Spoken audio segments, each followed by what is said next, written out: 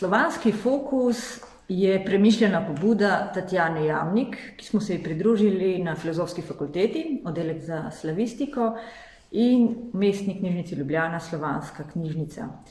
Za slovenski prostor se mi zdi ta pobuda zelo pomembna. Zakaj? Raste in se prepleta skupaj z zavezništvom za dvig bralne kulture. V bolj okostenele inštitucije prinaša temeljni premislek, kaj počnemo, koga nagovarjamo in na kakšen način reflektiramo današnji čas. Slovanski prostor poskuša konkretizirati z imeni, pripovedovalci in ne mitizirati. Ne zgodi se pogosto, da so kulturniki iz tega prostora v središču medijske pozornosti, če pa so že, predvsem skozi prizmo globalnega diskurza.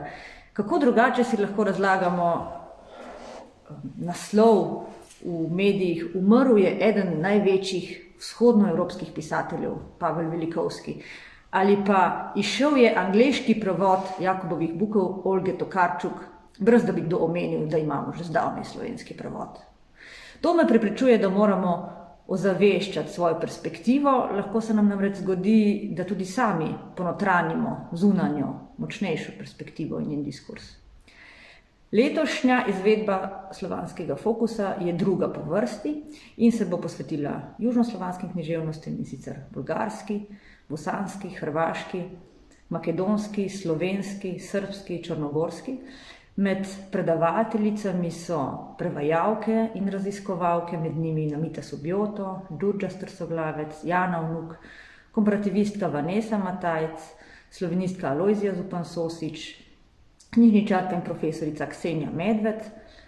Prevodov južnoslovanskih književnosti, bi rekla, da v slovenščini ni malo, med njimi so zagotovo kakovostna dela izvrstnih prevajalcev, vendar le treba reči, da sveže objavljeni prevodi niso vedno dovolj vidno predstavljeni.